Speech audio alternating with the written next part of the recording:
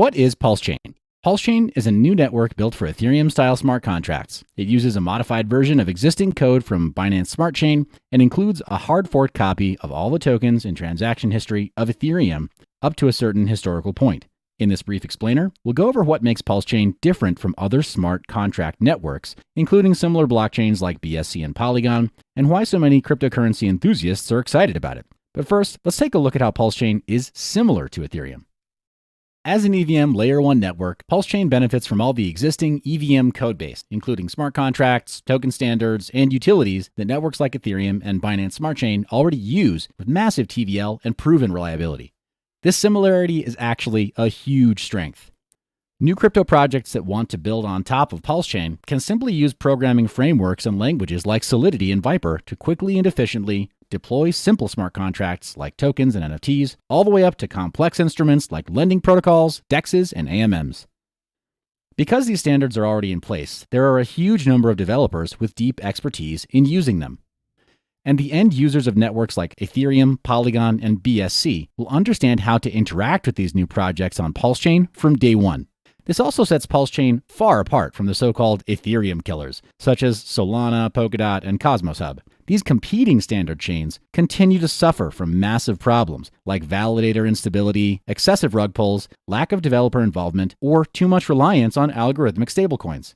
These networks don't use the standards that Ethereum has worked so hard to establish, and this is one of the biggest reasons that it's taken so long for them to get to a usable state of development. In this video, we will not compare Pulsechain to these networks directly, because systemic meltdowns such as the implosion of Terra USD and Solana's ongoing validator resets have proven that it's simply too early to even compare them directly to the project they were supposed to kill, Ethereum.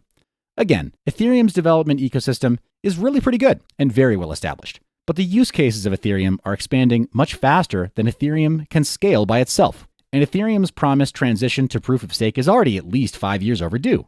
Pulsechain, like other EVM Layer 1s, such as BSC and Polygon, is not trying to kill Ethereum. It's actually helping Ethereum to scale horizontally.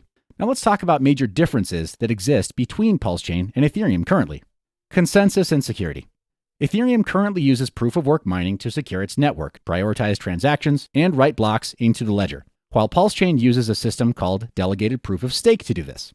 While Ethereum is supposed to move to proof-of-stake soon, the date for this change is still unclear, and the change won't deliver a full network upgrade to increase speed or throughput until long after the switch to proof of stake. Pulsechain, on the other hand, uses a system similar to BSC, but run by 33 validators, which go round robin to decide how the data truth of each block should be recorded. If any of these validators is too slow or is discovered to have made a mistake, Pulsechain has a penalty system in place called misdemeanors and felonies. Too many crimes against the network forces a validator to go to jail, and a different one takes its place. And unlike BSC, it's understood that all of the validators on Pulsechain are run by different groups of people, not just one single entity.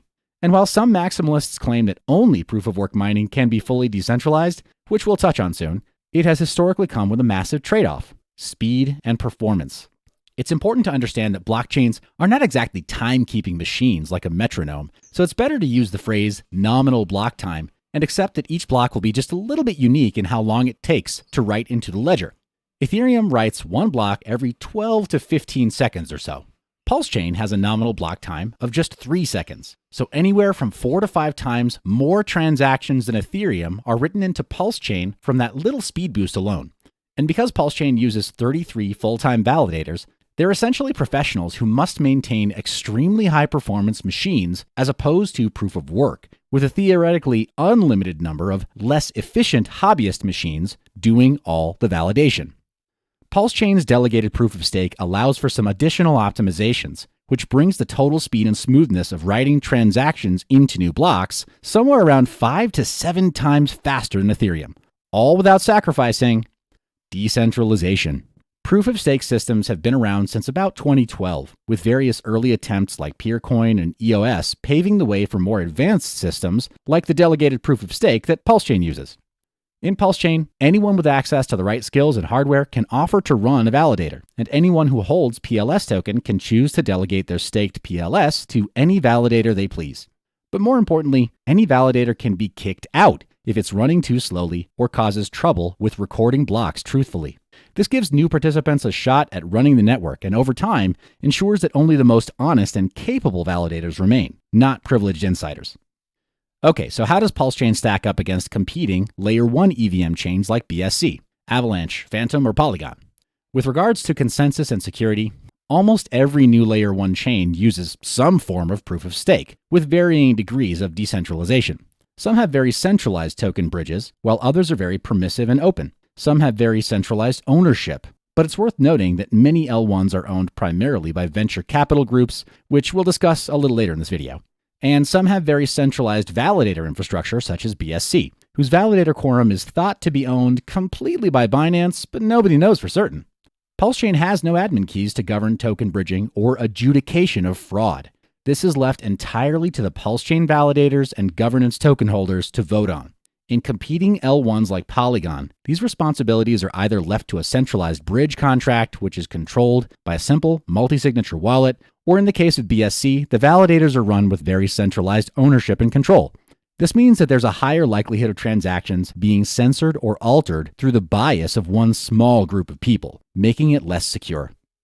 About speed and performance, the theoretical throughput of most EVM L1 chains is actually pretty close to Pulsechain, on paper at least. But in reality, the only EVM L1s with high, real-world throughput are BSC and to a much lesser extent, Polygon. And as sidechains, they've both been helping Ethereum to be less congested for about a year already. Pulsechain's high throughput helps take away even more of Ethereum's congestion, and it does so without sacrificing decentralization.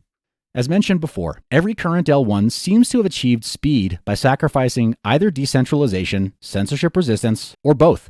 And when considering ownership of the coin supply, Pulsechain might be the most decentralized EVM L1 in terms of rejecting privileged insider whales or venture capital. Are there any possible downsides to Pulsechain? Of course there are. No blockchain network is perfect, and any chain's performance can suffer if developers choose to deploy an abusive smart contract. For example, CryptoKitties on Ethereum and Sunflower Farm on Polygon. These projects were created by developers who meant well, but who also crafted highly inefficient smart contracts which clogged up the network. Pulsechain will have its CryptoKitties moment, guaranteed, but how the validators and the community respond to it will be informed by the fact that they've already seen this happen on other networks. After all, both Ethereum and Polygon managed to survive and learn from those events. And there's a huge difference between learning that a stove is hot by burning your own hand versus watching somebody else get burned. Another aspect of Pulsechain that some people view as a concern is the massive number of PLS tokens held by the main wallet of the Hex team, called the Origin Address, or the OA for short. While these tokens do not give the OA direct control of the network consensus, they do give a huge amount of voting power, very similar to the voting imbalance on networks like BSC, Cosmos, ICP, Solana, Terra, and Polkadot. This could theoretically be used in an abusive way if whoever controls the OA decides to vote for validators to censor certain transactions or eliminate smart contracts that the Hex team is biased against. But this is extremely unlikely because of the poor optics and the game theory that accompanies censorship. Remember the hot stove scenario? Let's talk about a problem Ethereum had. The infamous DAO hack of 2016 caused the leadership of Ethereum to split, as one group exerted influence to roll back the chain, and the other group, which became Ethereum Classic, felt decentralization and censorship resistance should not be compromised. The group that did vote to roll back the chain into what is now Ethereum has not done so again since that time, no matter how many rug pulls or scams have been launched on Ethereum. So in the end, both groups have gone the route of non-interventionism, but only one has a pristine track record of community trust. The OA is unlikely to do anything that would potentially limit the adoption of Pulsechain or violate that community trust, such as rolling back the chain, because this would violate the Hex narrative of 100% flawless execution and uptime. And the OA is unlikely to do anything abusive towards projects competing with Hex on Pulsechain, such as censoring a fork or derivative project, because this would violate the Hex founders' narrative of censorship resistance.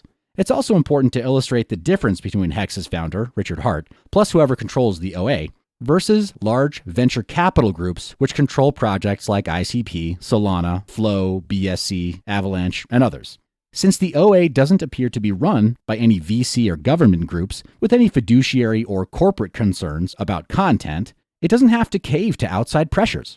The OA's only accountability is to the technological health and the censorship resistance of Pulsechain. Okay, so why are people so excited about Pulsechain?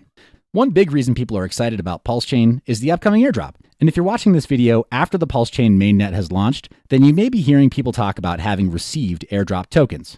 Pulsechain is forking the chain state of Ethereum for its mainnet launch. This means that there will be a mirrored copy of every token, NFT, smart contract, and transaction from Ethereum, and all of them will be dropped onto Pulsechain wallet holders at the same EVM wallet address Ethereum users have already been using, but only up to a certain block height.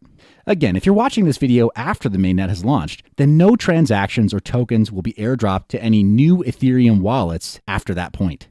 Finding free tokens that were airdropped during Pulsechain's mainnet launch is as simple as navigating to pulsechain.com and adding the PLS network to MetaMask with any of your Ethereum wallet addresses. The airdrop tokens should simply appear at your wallet address under the new Pulsechain block explorer. Other wallets will be adding native support for the Pulsechain network soon, and the Pulsechain team itself is working to release its own custom EVM wallet.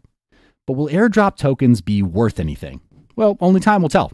Just as we've seen with the US dollar, inflating the supply of any token or coin can have some unintended consequences. The most excited group within the cryptoverse has been the Hex community. Pulsechain was initially designed to be a high-throughput, low-fee environment specifically to help Hex holders earn more from their tokens without paying massive fees for the complex smart contracts they rely on to stake and unstake their coins. But Pulsechain won't just be a good thing for the so-called Hexican community. The mirrored token airdrop, though it might be uncomfortable and difficult to deal with at first, will breathe new life into several Ethereum projects that relied on low transaction fees that no longer exist there. Many of these projects will be able to redenominate their coin supply and treat the event as a simple 2-to-1 token split, or offer free bridging to pull the entire supply over to Pulsechain, where smart contracts will run less expensively. All of the private keys, including any smart contract admin keys, will work on Pulsechain immediately, so token developers can choose to make their airdrops active or choose to shut them down. Again, if you're watching this video after the Pulsechain mainnet has launched, then you've already seen how smooth this transition has been, and witnessed some of the growing pains too. The second thing people are excited about is the Pulsechain sacrifice. Pulsechain has a governance/utility token with the ticker symbol PLS, which was initially distributed by means of something called a sacrifice. While many other blockchain networks begin with an ICO or IDO phase, Pulsechain started with what was termed a sacrifice. And during this phase, PLS tokens were available at their most attractive price and are likely never going to be that inexpensive ever again. Just like the Ethereum ICO or buying Bitcoin below $1, it's water under the bridge now. So if you didn't participate in this sacrifice, then the only opportunity to grab some PLS token will be to purchase it on the open market at spot pricing after it's live. As with most new projects, PLS token is expected to go up in value significantly after the mainnet launch, but especially as outside projects choose to build on the Pulsechain network for the low fees and permissionless, uncensorable, decentralized infrastructure. But what does Pulsechain's ecosystem include right now?